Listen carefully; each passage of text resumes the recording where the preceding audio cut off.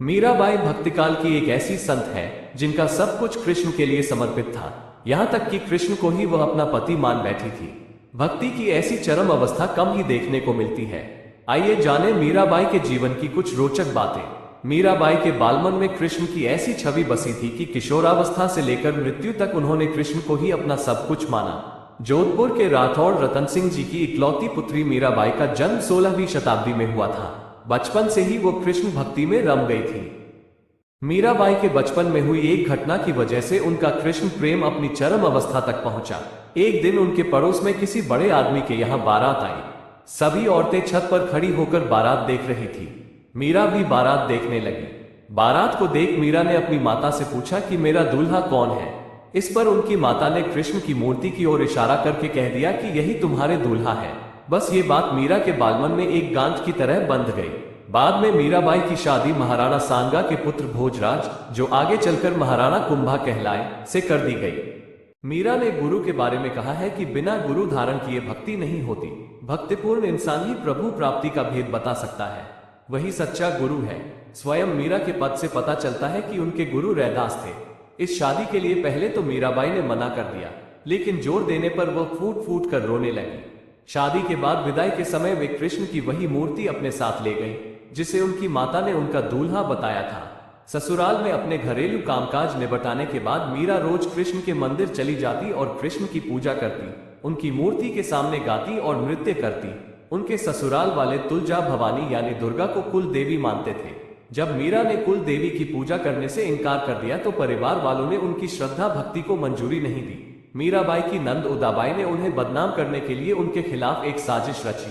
उसने राणा से कहा कि मीरा का किसी के साथ गुप्त प्रेम है और उसने मीरा को मंदिर में अपने प्रेमी से बात करते देखा है। राणा कुंभा अपनी बहन के साथ आधी रात को मंदिर गया। वो मंदिर का दरवाजा तोड़कर अंदर पहुंचा और देखा कि मीरा अकेले ही कृष्ण की मूर्ति के सामने परम आनंद की अवस्था में बैठी मूर्ति से बातें कर रही थी और मस्ती में गा रही थी।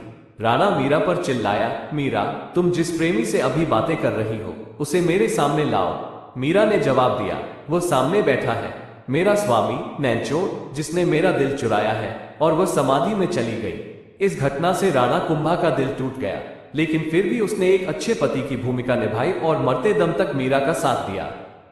हालांकि मीरा को राजगद्दी की कोई चाह नहीं थी, फिर भी राणा के संबंधी मीरा को कई तरीकों से सताने लगे। कृष्ण के प्रति मीरा का प्रेम शुरुआत में बेहद निजी था, लेकिन बाद में कभी कभी मीरा के मन में प्रेमानंद इतना उमड़ पड़ता था कि वो आम लोगों के सामने और धार्मिक उत्सवों में नाचने गाने लगती थी। वे रात में चुपचाप चित्तौड़ के किले से निकल जाती थी और नगर में चल रहे सत्संग में हिस्सा लेती थी। मीरा का देवर विक्रमादित्य, जो चित्तौड़गढ़ का नया राजा बना, बहुत कठोर था। मीरा की भक्ति, उनका आम लोगों के साथ घुलना मिलना और नारी मर्यादा के प्रति उनकी लापरवाही का उसने कड़ा विरोध किया। उसने मीरा को मारने की कई बार कोशिश की, यहाँ तक कि एक बार उसने मीरा के पास फूलों की टोकरी में एक जहरीला सांप रखकर भेजा और मीरा को संदेश भिजवाया कि टोकरी में फूलों के हार हैं। ध्यान से उठने के बाद जब मीरा ने टोकरी खोली तो उसमें से फूलों के हार के साथ कृष्ण की एक सुंदर मूर्ति निकली। राणा का तैयार किया हुआ कांटों का बिस्तर भी मीरा के लिए फूलों का सेज बन गया जब मीरा उस पर सोने चली। जब यातनाएं बर्दाश्त से बाहर हो गई तो उन्होंने चित्तौड़ छोड़ दिया। वे पहले मेड़ता गए, लेकिन जब उन्हें वहां भी संतोष नहीं मिला तो कुछ समय के बाद उन्होंने कृष्ण भक्ति के केंद्र वृंदावन का रुख कर लिया। मीरा मानती थी कि वह गोपी ललिता ही है जिन्होंने फिर से जन्म लिया है। ललिता कृष्ण के प्रेम में दीवानी थी। खैर, मीरा ने अपनी तीर्थयात्रा जारी रखी। वे एक गांव से दूसरे गांव नाचती गाती पूरे उत्तर भारत में घूमती रही।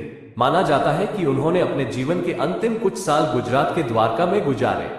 ऐसा कहा जाता है कि दर्शकों की पूरी भीड़ के सामने मीरा द्वारकाधीश की मूर्ति में समा गई। मान्यता है कि मीरा पूर्व जन्म में वृंदावन की एक गोपी थी और उन दिनों वह राधा की सहेली थी। वे मन ही मन भगवान श्री कृष्ण से प्रेम करती थी। गोप से विवाह होने के बाद भी उनका लगाव श्री कृष्ण के प्रति कम न हुआ और कृष्ण से मिलने की तड़प में ही उन्होंने प्राण त्याग दिए।